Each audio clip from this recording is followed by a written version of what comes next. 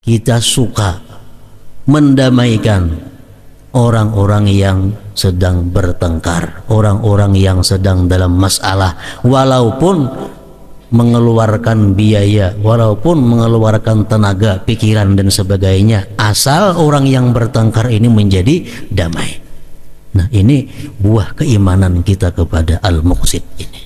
Bertentangan dengan orang yang tidak dapat buah iman al-muqsit adalah namimah, suka mengadu domba orang yang sedang bertengkar, atau mengadu domba orang yang sedang baik-baiknya berteman. Para muhibbin rahimakumullah, kalau kita umpamanya dianjuri orang kabar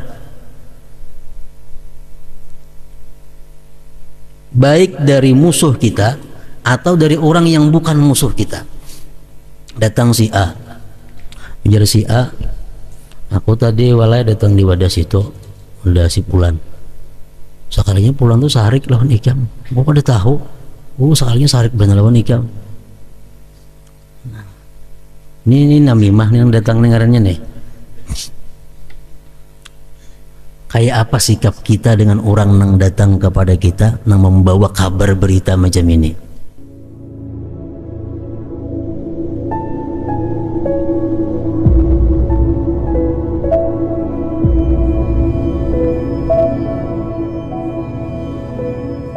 Bismillahirrahmanirrahim. Alhamdulillahil muqsit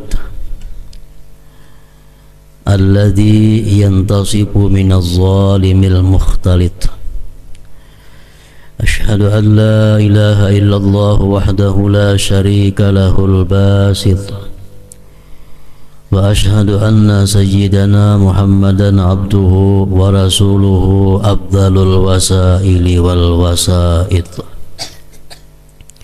Allahumma salli wa sallim wa barik ala nabiyyil hamid sayyidina wa maulana Muhammadin syahid wa ala alihi wa sahbihi wa jami'il mujahid, amma ba'd.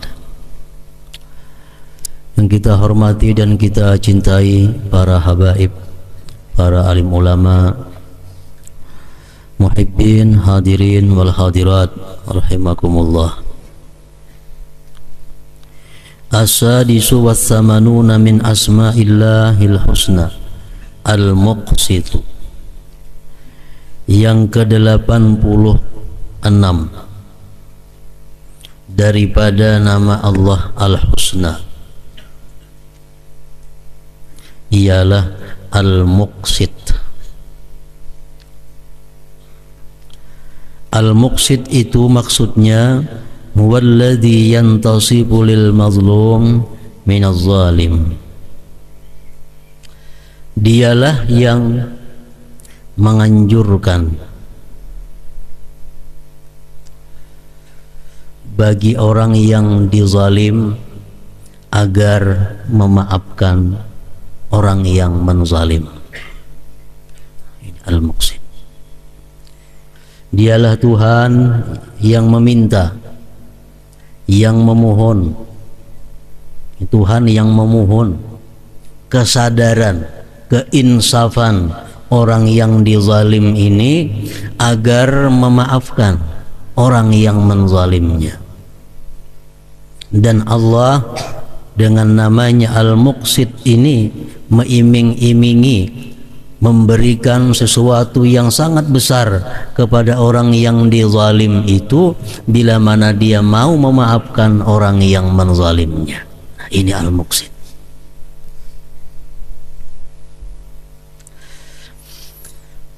Wa misaluhu ma ruwiya 'anil nabi sallallahu alaihi wasallam annahu bainama huwa jalis idh dhahika hatta badat sanayah. فقال عمر رضي الله عنه بأبي أنت وأمي يا رسول الله ما الذي أضحكك؟ قال رجلان من أمتي جاثيا بين يدي رب العزة فقال أحدهما يا رب خذ لي مظلمتي من هذا فقال الله عز وجل رد على أخيك مظلمته فقال يا ربي لم يبق لي من حسنات الشيء فقال عز وجل للطالب كيف تصنع بأخيك لم يبق من حسناته الشيء Faqala ya Rabb falyahmil anni min auzari.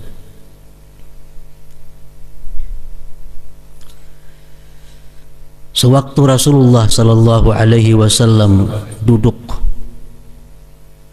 tiba-tiba beliau tertawa sendiri. Nabi tertawa sendiri sehingga kelihatan gigi-gigi beliau. Sayyidina Umar di samping Nabi bertanya, "Ma adhakak ya Rasulullah?" Apa yang membuat engkau tertawa hai Rasulullah? Kenapa engkau tertawa hai Rasulullah? Nabi kita menjelaskan, ujar Nabi kita, ada dua orang daripada umatku, satu yang dizalim, satu yang menzalim. Kedua-duanya ini bertekuk lutut di hadapan Allah nantinya di hari akhir. Yang dizalim ini berkata, "Hai Tuhanku, ambilkan kezaliman itu untukku."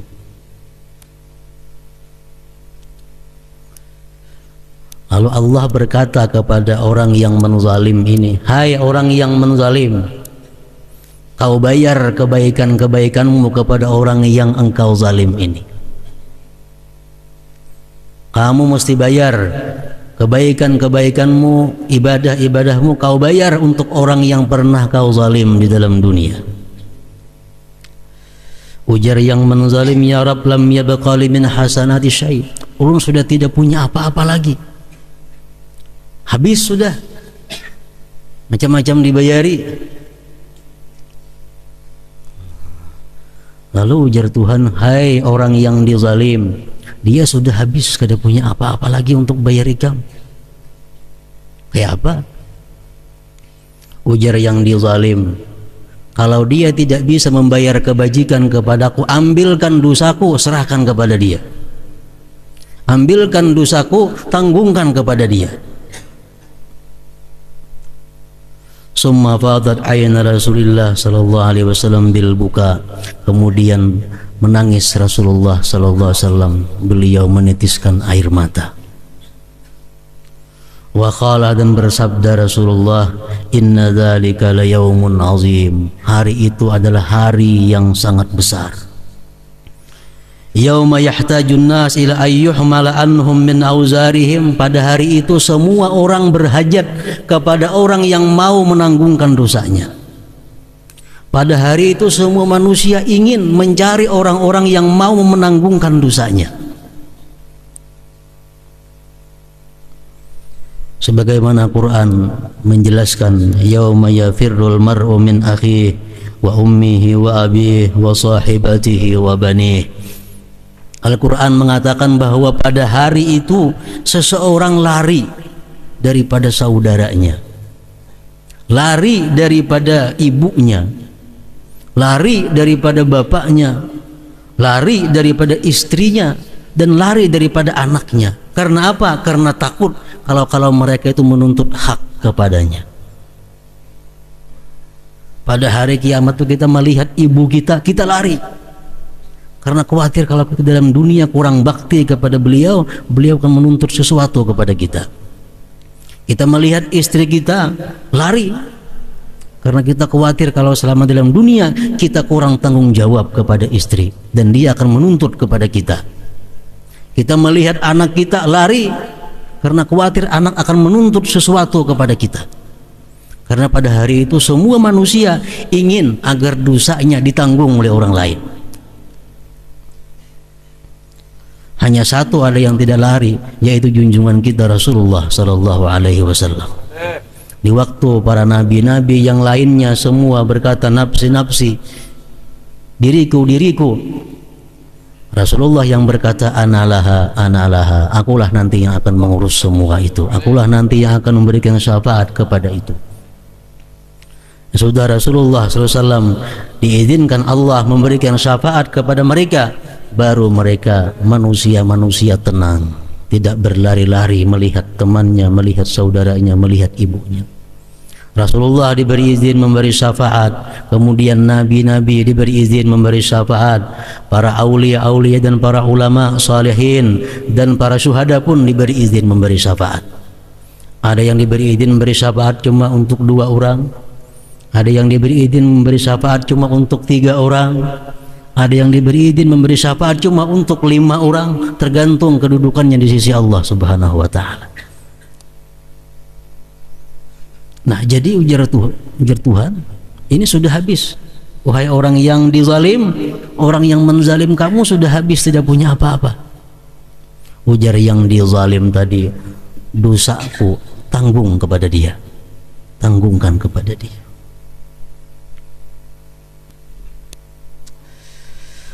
Fayaqulullah azza wa jalla lil mutazallim, Allah berfirman kepada orang yang dizalim ini. Ujar Tuhan, irfa' basarak fanzur fil jinan. Hai orang yang dizalim, lihatlah ke atas, lihat ke atas. Faqala ya Rab ara madaina min fiddah wa qusuran min zahab mukallalatin bil lu'lu. Wahai Tuhanku, aku melihat satu kota. Di atas sana ada kota yang dibuat daripada perak dan gedung-gedungnya dari emas yang ditatah permata. Li ayyi nabiyyin hadza aw li ayyi siddiqin aw li ayyi syahid. Itu milik nabi siapa? Milik syahid siapa? Milik siddiq siapa? Qala Allah azza wa jalla, firman Allah, hadza liman a'tas saman. Itu kota yang begitu indah dan mewah untuk orang yang memberikan harganya. Siapa nang nak nukar bisa ku jual, ujar Tuhan. Bagi orang yang memberikan harganya. Qala ya Rabb wa man yamliku dzalik. Hai Tuhanku, siapa yang punya harga untuk membeli itu? Qala, ujar Tuhan, anta tamliku, engkau punya harga untuk memiliki itu. Engkau punya harga untuk membeli itu. Qala bimada ya Rabb, dengan apa hai Tuhanku? Ujar yang dizalim tadi. Qala, Tuhan menjawab, bi'afwika an akhik, bila engkau maafkan saudara engkau ini, engkau berhak menempati kota yang indah itu. Nah, inilah al-muqsid, Allah yang mengislah antara 2 orang yang bermasalah, dan Allah berikan hadiah kepada yang memaafkan dengan hadiah yang sangat besar. Al-Muqsid, nama Allah subhanahu wa ta'ala. Para muhibbin rahimakumullah,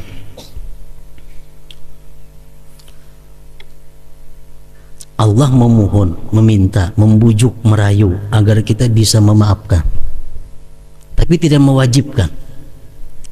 Allah subhanahu wa ta'ala tidak mewajibkan kepada orang yang dizalim agar memaafkan orang yang menzalim. Tidak mewajibkan. Artinya apa? Orang yang dizalim ini boleh tidak memaafkan. Namun yang paling baik, yang paling afdal adalah memaafkan.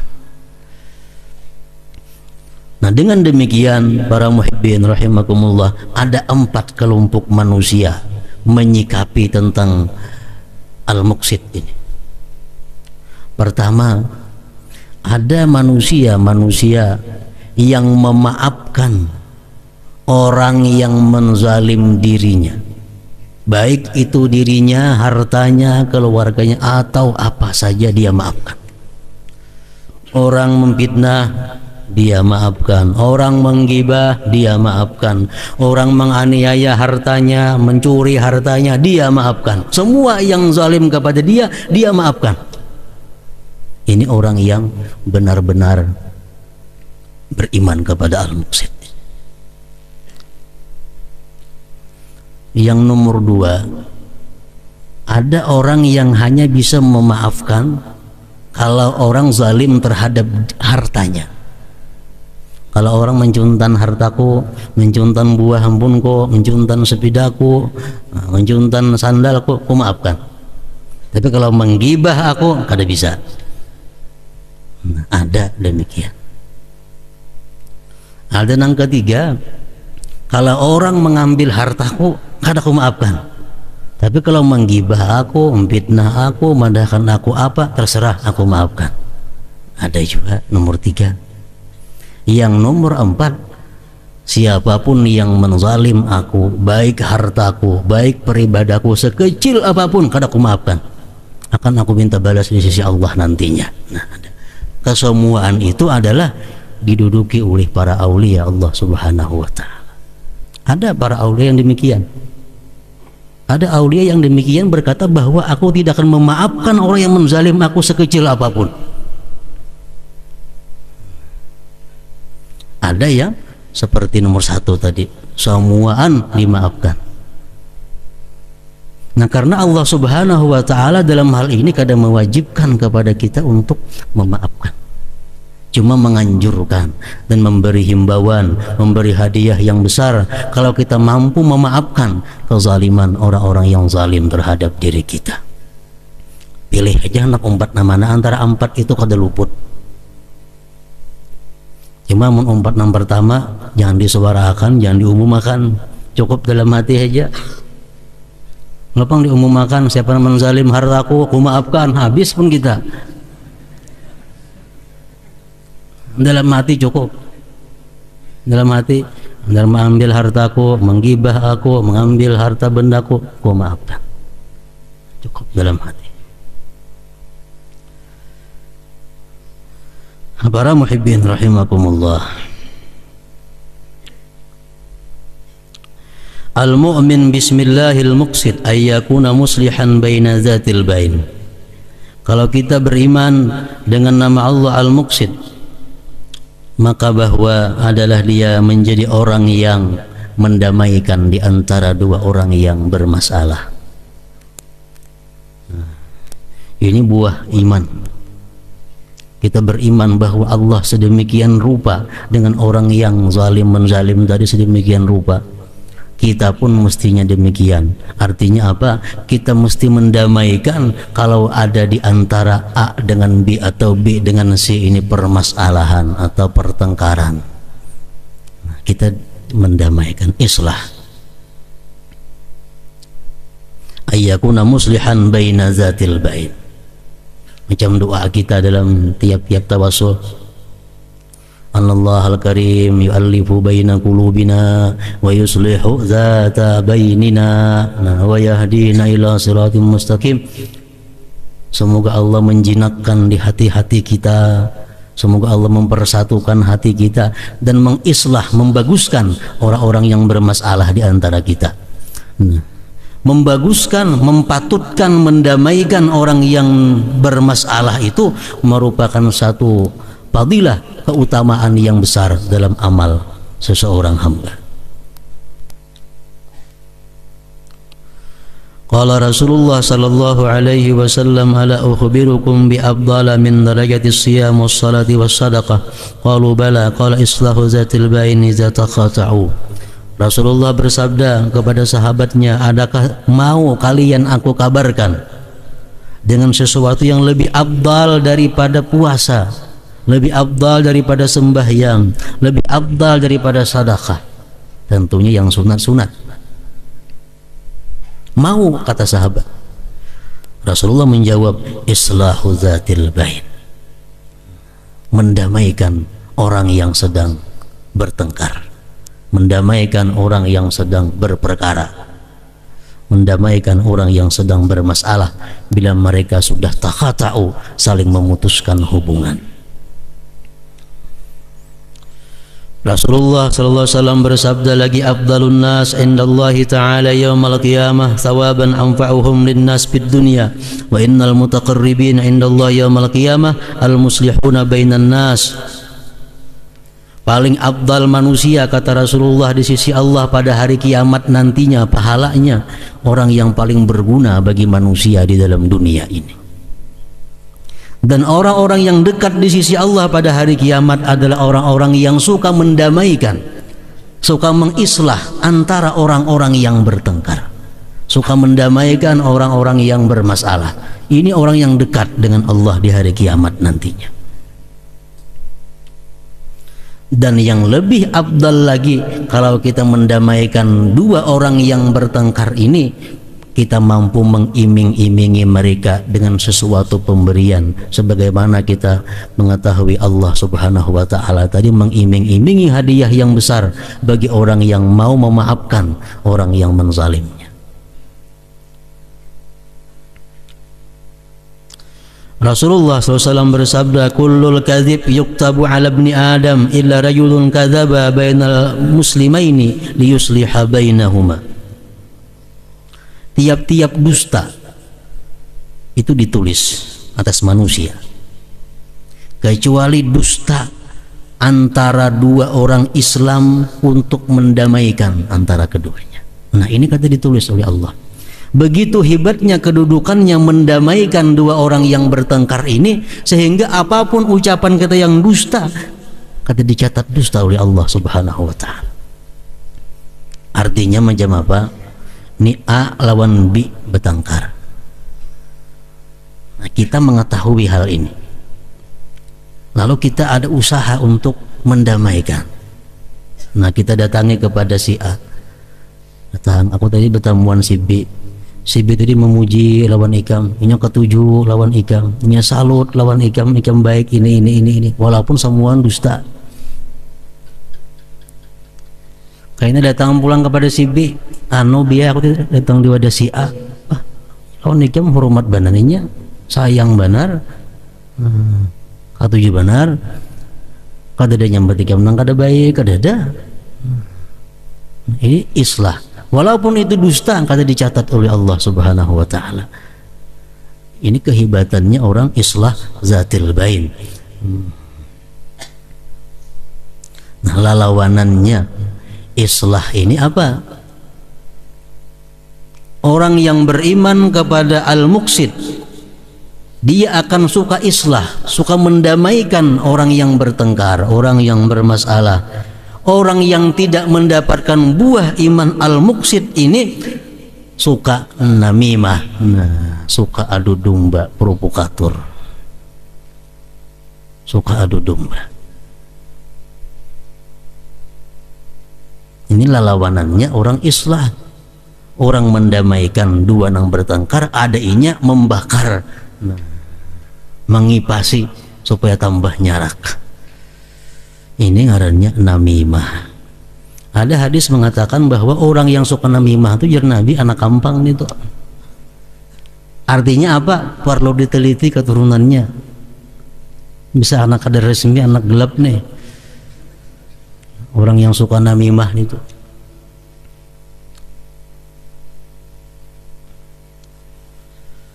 Rasulullah mengatakan, wa inna abghadakum ilallah al-masya'un bin namimah al-mufarriqun bainal ikhwan al-multamisun lil bara'il asarat. Ujar Nabi kita, orang yang paling dimurkai Allah, paling dibenci oleh Allah, orang yang bulang-bulik dengan anjur atar, orang yang memisahkan antara saudara. Kan muslim ini bersaudara. Orang dulunya baik jadi bertengkar, orang dulunya bertengkar tambah bertengkar. Ini an-namimah.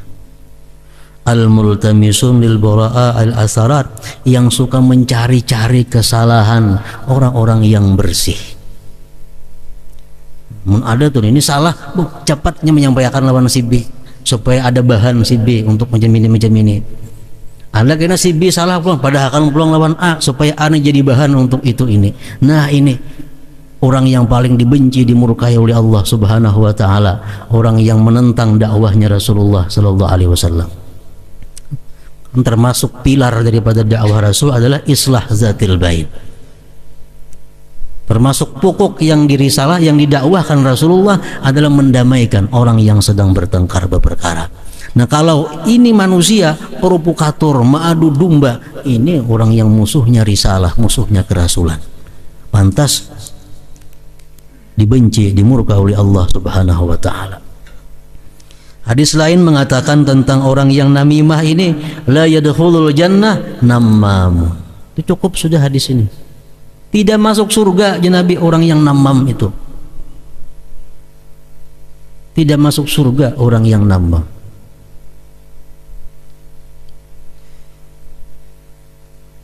Para muhibbin rahimakumullah. Nah, dengan demikian keimanan kita kepada al-muqsid ini bahwa kita tertarik, kita suka mendamaikan orang-orang yang sedang bertengkar, orang-orang yang sedang dalam masalah, walaupun mengeluarkan biaya, walaupun mengeluarkan tenaga, pikiran dan sebagainya, asal orang yang bertengkar ini menjadi damai. Nah, ini buah keimanan kita kepada al-muqsid ini. Bertentangan dengan orang yang tidak dapat buah iman al-muqsid adalah namimah, suka mengadu domba orang yang sedang bertengkar, atau mengadu domba orang yang sedang baik-baiknya berteman. Para muhibbin rahimakumullah, kalau kita umpamanya dianjuri orang kabar baik dari musuh kita atau dari orang yang bukan musuh kita, datang si A, menjadi si A, aku tadi walai datang di wadah situ, udah si Pulan, sekalinya Pulan tuh sarik lawan ikam, gua pada tahu, sekalinya sarik bener lawan ikam.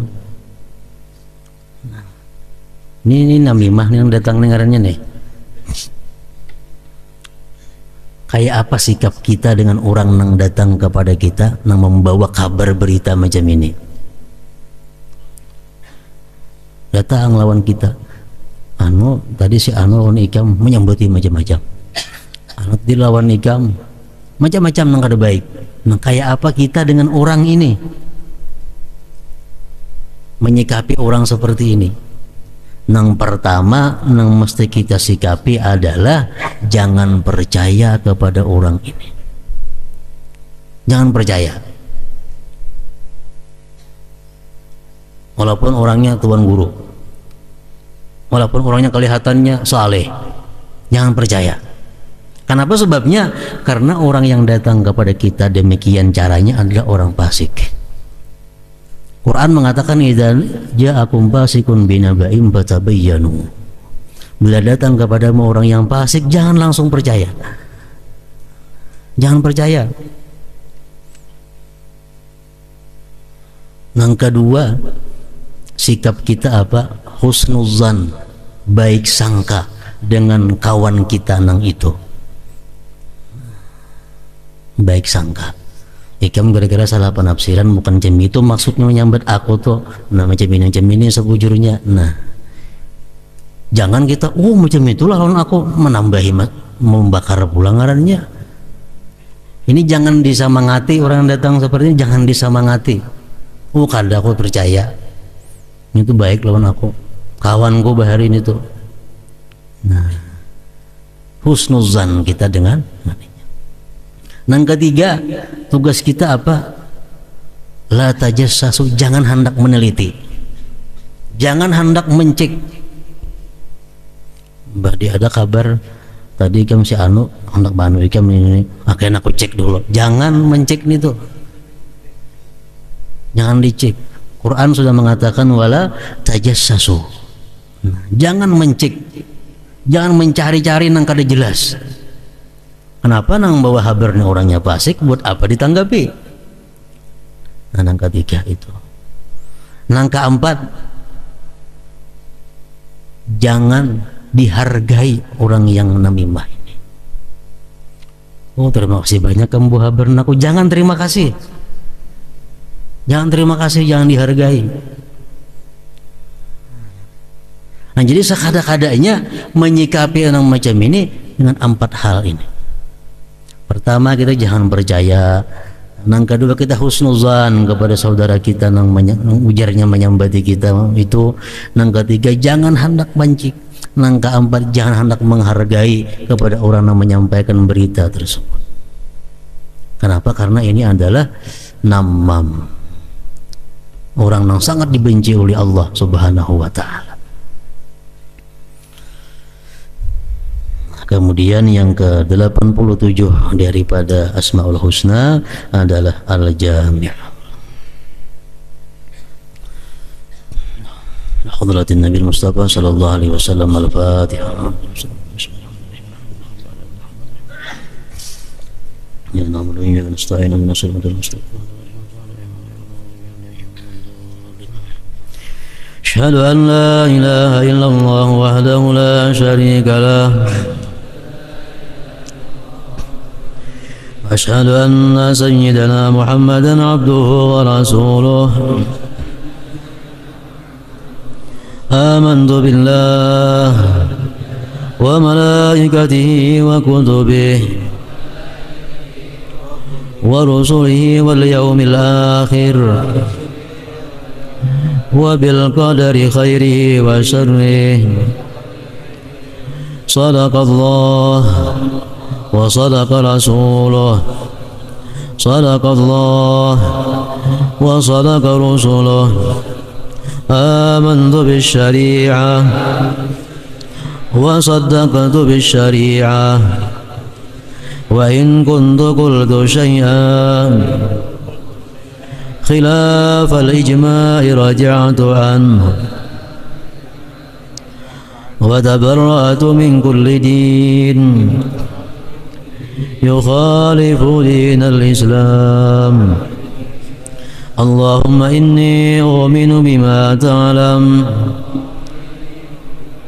أنه الحق عندك وأبرأ إليك مما تعلم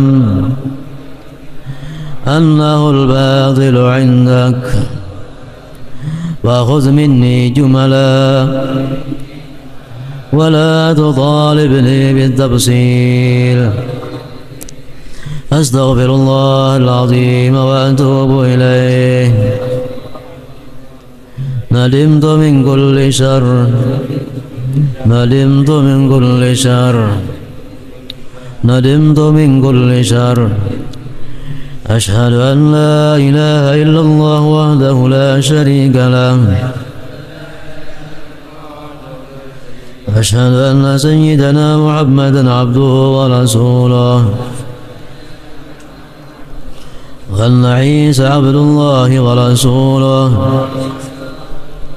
وابن أمته وكلمته ألقاها إلى مريم وروح منه وأن الجنة حقا والنار حقا وأن كل ما أخبر به رسول الله صلى الله عليه وسلم حقا وأن الساعة آتية لا ريب فيها وأن الله يبعث من في القبور أشهد أن لا إله إلا الله وحده لا شريك له أشهد أن سيدنا محمدا عبده ورسوله لا إله إلا الله أفني بها عمري لا إله إلا الله أدخل بها قبري لا إله إلا الله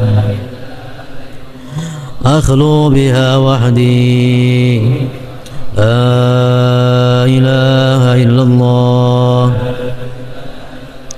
ألقى بها ربي لا إله إلا الله قبل كل شيء لا إله إلا الله بعد كل شيء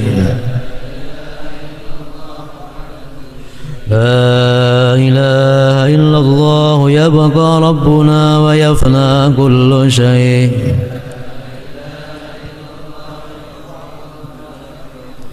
لا إله إلا الله أستغفر الله لا إله إلا الله أستغفر الله لا إله إلا الله أستغفر الله لا إله إلا الله وأتوب إلى الله. لا إله إلا الله محمد رسول الله صلى الله عليه وسلم.